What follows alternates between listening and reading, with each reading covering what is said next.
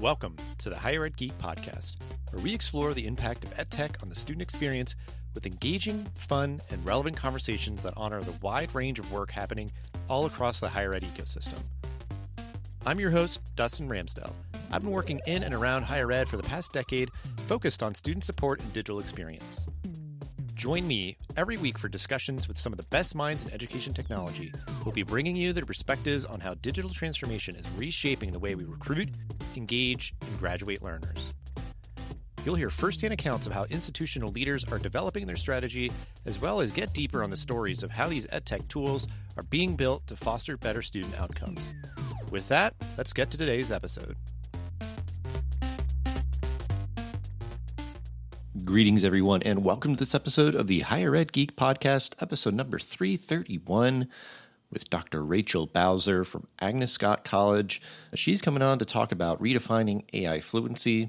They are really doing some trailblazing work there at that institution, and it's just been a topic that I've been very curious about, is how liberal arts institutions and just the liberal arts in general can really kind of blossom and have kind of a renaissance and really lead in this moment.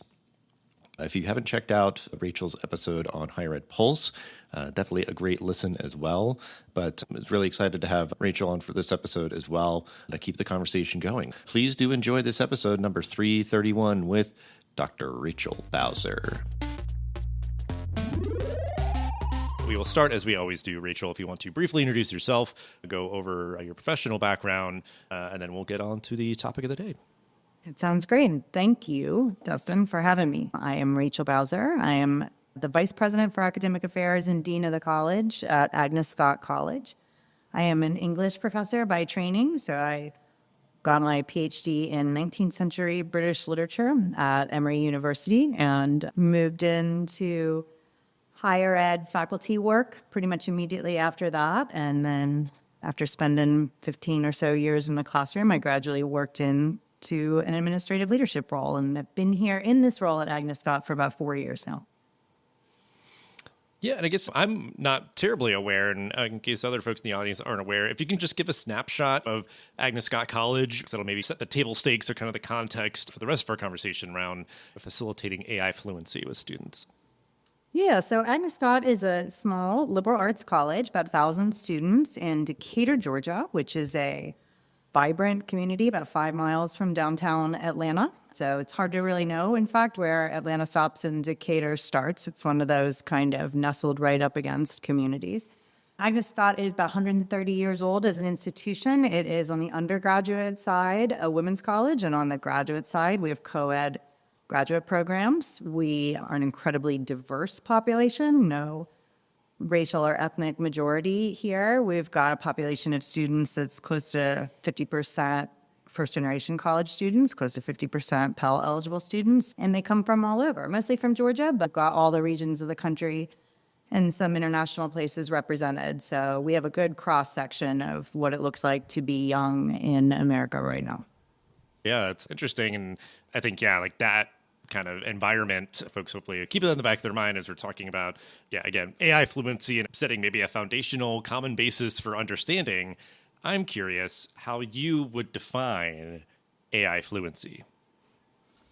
So it's a good question. And I'm an English teacher by training, as I mentioned. My sort of go-to for understanding a lot of concepts is often through English teacher metaphors or English teacher comparisons. So I'll say that on the most basic level, when I think about students and I think about what it is that I want them to understand in order for me to believe that they have some level of AI fluency, it's not really about how the tools work or the coding level or what the difference is between the models, et cetera. I think that what I want is for them to have some grasp of how AI thinks.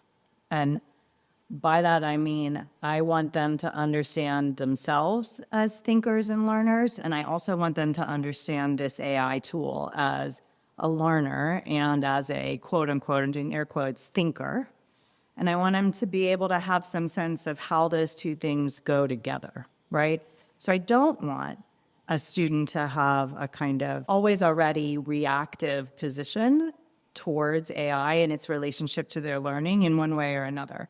I don't want them to be enthusiastic adopters of AI agents as a supplement to everything, nor do I want them to be knee-jerk skeptics in every way. But I want them to understand it well enough to know, where is this a tool that supplements my learning and enhances my learning versus where is this a tool that shortcuts my learning? So I'm going to now to the English teacher part.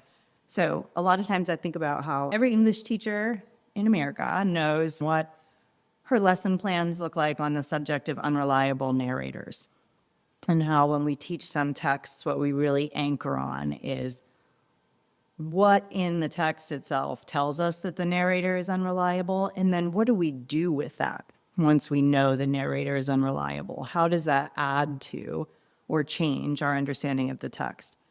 When a narrator is unreliable, that doesn't mean a novel is bad, or that a novel is not interesting, or that it's not artful. That means it's part of what we learn about it, and it's part of how we make meaning from it. So that's a little bit the way I think about AI fluency for a first-year college student, is if they are able to grasp it in some way that is analogous to a first-person unreliable narrator in fiction, and therefore be able to get enough of a distance from it that they can think through, where does understanding the gaps in this help me make meaning from the larger thing? And where do I not need to be looking for gaps because the reliability doesn't matter in the same way for X, Y, or Z thing? That idea of establishing that certainly is very applicable for our conversation here, but then has a lot of other utility as well. But I think even just with how you were capturing your student population there, I think what was in my mind, I'll ask this as a brief follow-up before we move on, is like that idea of, with any sort of digital tool and platform and different things, like algorithms and all that, there can be bias baked in and different things like that. So I think that idea of starting from just, hey, a healthy dose of scrutiny and skepticism, because these are things made by humans, humans are flawed and all that kind of thing. So just curious your take on that aspect of it. We need to find a way to get students acculturated to approaching the output of AI as readers, right? And I really mean as readers in the way they would be readers in a good, solid English classroom. It's not just, when I say sort of unreliability or unreliable narrator, it's not just, I don't mean necessarily a checking for accuracies or inaccuracies. We did that bit in higher ed when we all spent a decade lecturing students about using Wikipedia and telling them, oh, it can be wrong, and some of the things can be what we did that. I think we all know what that feels like, and we have some muscle memory around that version of surveillance for inaccuracy. This is a different kind of thing. This is a thing where, yeah, some of it is that kind of version where there's all sorts of inaccurate training materials that get loaded into these models and that they're based on. But there's also all kinds of rhetorical patterns and representational biases that get loaded in there too. And the students, the more sophisticated they are as readers, the more able they're going to be able to be to stand back a little bit from the output, to stand back a little bit from the product, and understand when they want to regard it skeptically. Again, I think about an English classroom. You don't always want to read against the text. Sometimes you just want to read with it, but sometimes you really do want to read against it. And you need to have enough muscle memory for what that feels like to feel it kick in whenever it's time to do it. I'll say that part of, I think, the work and what we're doing at Agnes Scott is this decision to say we are going to, in the first year, have a universal approach to AI instruction. We are going to embed this in these required first-year classes. And what we mean by that is we are going to have a shared curriculum around literacy with respect to terms and history, and some understanding of what are, at least at a high level, the contemporary ethical debates, and some rudimentary understanding of, here are some trends that we're seeing in professions as you do early career preparedness stuff.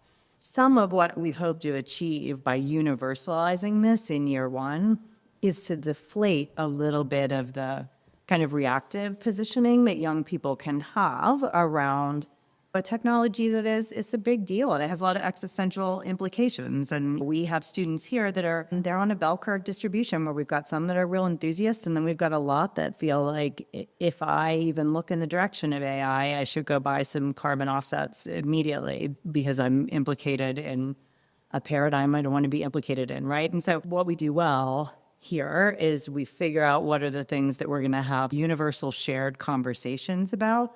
And everybody can land where they land on this spectrum then, but we've taken the heat out of it a little bit and repositioned students in a way where they have a little bit of ability to back up and regard the products of these engines as textual products, as academic products that are worth the kind of scrutiny that they can bring to bear on other texts. Yeah, I think it's important context here, I think, and I think this conversation is certainly well served by you having a rich pedigree of subject matter expertise in English and language and all that, because it's, just words matter, they have power and all that sort of thing. And then just, like how are these tools and platforms, these large language models, whatever else, they're analyzing and examining all this stuff and how is it surfacing it, or just understanding, because I think just that idea of what I'm hearing, like there needs to be, I think, as much, and if not perhaps more so, teaching about these tools, what they are, how they work, what are the implications of this hyper constantly connected world or whatever. Like, sure, maybe we could talk like a lot about Facebook, but we want to talk holistically about like, what are all these things? How do they work? Again, where's the bias in these algorithms that are like throwing things at you and trying to grab your attention and all that? Because I think that idea of like non-technical students, and again, there might be some sort of like aloofness or disregard or thinking that it doesn't apply. I know part of the formula in the equation here is where we started, the sort of critical thinking, scrutiny, skepticism, and the sort of understanding of kind of the bias or how these things are baked into them. The other side is, which has been refreshing to hear people acknowledge, is that idea of, because people are like wringing their hands around, oh my gosh, what's the purpose of higher education if you can just learn everything you need to know about finance from some chatbot or whatever? But it's like, you do need to still have some functional area knowledge to like, what does this all mean? Because it's the idea of just, just dump a whole bunch of information at me. You need to be able to synthesize it and everything. And whatever technical or non-technical field you're in, it's that idea of appreciating whatever kind of knowledge base you're pursuing can then be supplemented by these tools. How is your institution teaching those non-technical students about AI fluency? Do you feel like it needs to be different, or are you doing something pretty common across the board? Like you, I think that the death of higher ed is heralded by knowledge not being scarce anymore, right? I think it's a little overblown. I do think this has been a gatekeeping industry for a long time, and I think you do have a little bit of a productive reckoning inside the industry right now about, okay, what are we here for? We're not the content bearers, and it can be easy to fall into that place, right? So instead, you think about what are we here to facilitate for the students. So I actually have this theory that we have a knee-jerk instinct that it is the students who are interested in tech fields and tech schools and STEMmy work, and we think a lot about our friends. We do a lot of partnerships with our friends down the road at Georgia Tech. We think a lot about how those students, that student population, is maybe the one that is most well-suited to having some fluency with AI, that is going to be most drawn to it, that is going to help us solve problems, et cetera. And I think the thing that we're going to soon realize is that it is, in fact, the small liberal arts residential colleges that turn out to be the best places. I think there is a very specific kind of student in this moment where there are an awful lot of choices in terms of modality and types of campuses, way more available than there were when I went to school. There's a ton of choices just in Atlanta for types of campuses. And the student who chooses to spend 4 years at a place with a residential residency requirement, where it might be the time in their life where they do the most kind of dense living in walkable communities, and they're eating communal meals, and their classrooms are very small, and they cannot go more than an hour avoiding a face-to-face conversation with somebody about something. When you try to figure out how we are going to reckon with all the crises that are related to disembodiment and communication that come out of this new era we're in, how are we going to create those opportunities for social solutions to social problems? I think this is the kind of space where it happens, because there are students who, whether they could articulate it as such or not, they are drawn to, they may not be drawn to a technical field, but they are drawn to a dense living environment and to learning in an environment that is very embodied. That feels to me like it creates the conditions for approaching these problems in a much richer, much more productive way. Yeah, that's an interesting angle on this, because I think it is, it's been another sort of refreshing thing, is people being these kind of advocates for liberal arts education, and that being, I think, a kind of a bulwark against, that idea of this sort of like blind adoption. AI tools are infallible, but I think the point is definitely well made. That idea of, in a world that continues to be just even more heavily influenced by technology and everything, that idea of even the environment in which you learn, the environment in which you exist and work and all that, just not overlooking the value of that.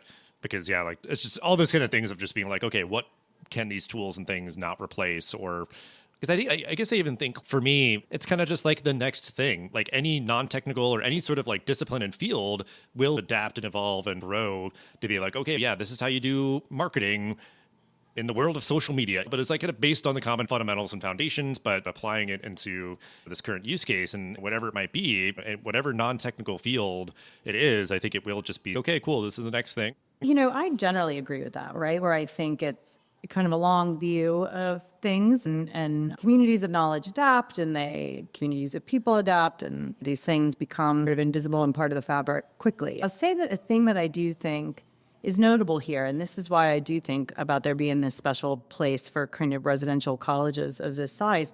There is something about this that feels to me like ontologically different in terms of how learning happens. And the best way that I can think to describe it is I have such a embodied memory of being in graduate school and going to the library. And I'm old enough that I would go to the library and go into the stacks to look for the book that I needed for a particular chapter in my dissertation or whatever, and then spend an additional 90 minutes looking at the books that were shelved on either side of it and up and down. And I know I couldn't right now. I wish that I had an archive of which books did I accidentally discover that ended up being crucial in my thinking. I don't know what they were, but I know there were many that I wouldn't have found if I hadn't done something other than that sort of get the book, retrieve, leave, but like instead just wandered. And I think so much about the way these LLMs now are, incentivized isn't quite the right word, but are rewarded by continued engagement. And so every answer they give me has a prompt about what my next thinking direction should be at the end of it, right? Would you like to go further on that angle? Or would you like to consider this? Or maybe you should consider that. And I think about how directed that is, right? And how it kind of narrows my scope of imagination about whether I should go in a different direction or whether I'm done or I should go in that direction, et cetera. So I think about that at scale, right? And people who didn't spend any time in the stacks wandering back and forth and asking open questions about maybe this, maybe that, maybe whatever. Mm-hmm. And I do worry that it just changes cognition, or it changes the way, I don't know, I shouldn't say that. I'm, again, a Victorianist. I don't really even know what cognition is, but it feels to me like it changes imagination. And so there I feel like the remediating effect of being in classrooms with people about having these conversations really regularly programmed into your day, that feels important. So that's resonating with me, like there being value in kind of serendipity, stumbling upon things. And that has been kind of a tragic casualty, I think, over the past several years is, like algorithms and whatever else, where like sometimes they are really good about continuing that kind of tradition of stumbling upon something as we're appreciating the advocates of kind of the liberal arts education and the smaller kind of campus communities and all that sort of social learning that happens and all that. I think a lot of these smaller institutions and stuff like are the ones on the brink, unfortunately. So I think it's that much more important for folks to be like advocating and saying these have a place, and we I think can be very complementary to folks in technical fields, whatever your field. You can get the best of both worlds, ideally, in hybrid education. So I think, again, very in tune with a lot of what we're talking about here, because that's certainly been a pretty strong trend line, is just higher ed recognizing the necessity, the demand, the need for learners to just get their hands dirty and kind of start Goldilocksing their way towards the type of work they want to do, the type of organizations they want to be a part of, and all those sort of things. So this is a very broad question, but how do you feel like all of this work that your institution is doing to facilitate AI fluency fits alongside experiential learning?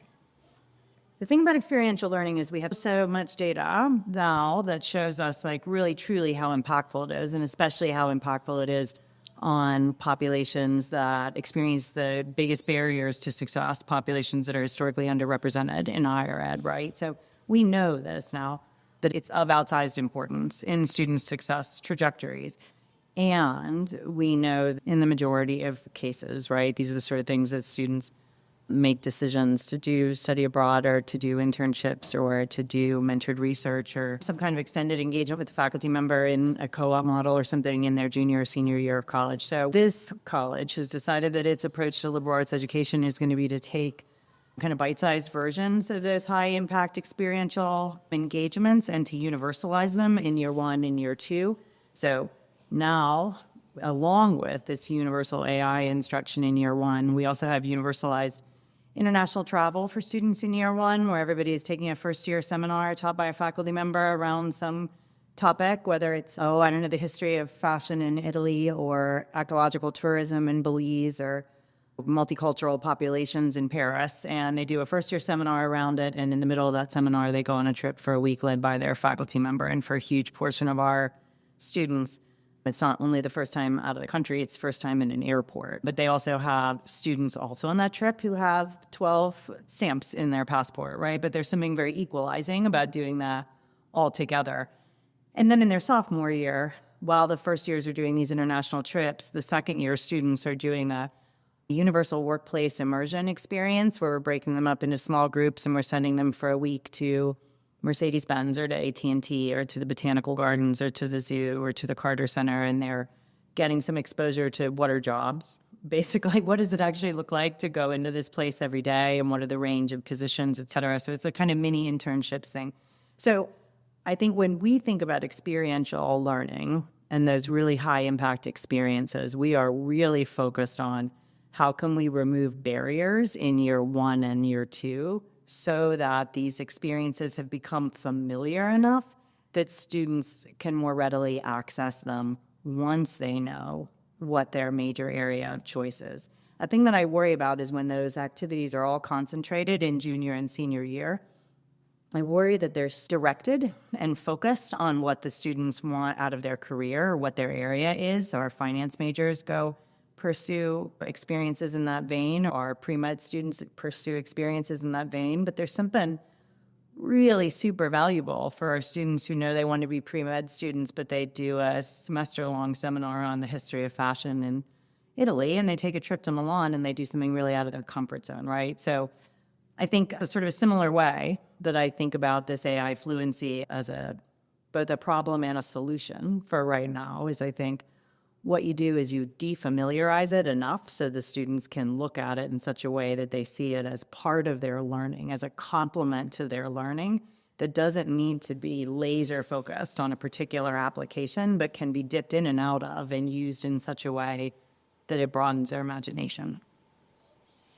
It's so valuable, and having it purposely and intentionally integrated into the curriculum is, I think, the key here, because it is the idea on both kind of the AI fluency front as a new example, but then historically it's the idea of if you leave students out in the Wild West where it's, hey, there's resources to learn about AI, they can partake in that. Or if it's like, hey, we have study abroad, we have alternative breaks, we have all the stuff that students can partake in to get experiential education. I don't know, what's the problem? The universality, the intentionality, the sort of integrated into curriculum, that's the way that you have to go. And that equalizing force that you mentioned is always a strong thing that I advocate for, of as much as you can aim for that, certainly with those kind of concepts and things integrated into the curriculum, and then for certain support resources, whatever, keep it front and center, keep it on demand and different. Like, it just makes everything, more equalizing forces, or as equalizing as you really can make them. And just have everybody set up well for success, and just gaining the right kind of experiences and the kind of practical application and just firsthand witnessing kind of the theories and concepts that they're learning about in the classes. And that's the idea. Again, getting the best of both worlds, whatever. Is like, you wouldn't just, we just went and hung out in Italy for 3 months or whatever, and we just happened to be taking some classes, whatever. It's like, you would hope that you're taking advantage of the environment that you're in, the unique resources and assets and all that. I think all great stuff there. And as we're winding down, we'll ask the final question that we like to ask pretty much all of our guests: advice that you would give to other higher ed leaders navigating this very unique moment.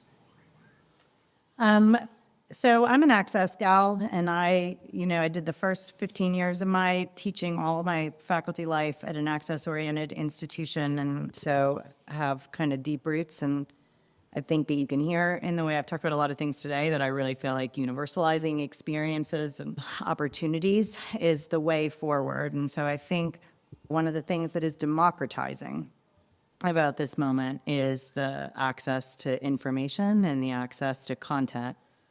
And if we do it right, this is a moment for us to realize that, gosh, we have spent so much time thinking about our value based on the number of people that we keep out of our institutions. So much of our value, most of the ranking systems are based on what we can tell those organizations about how many people we said no to.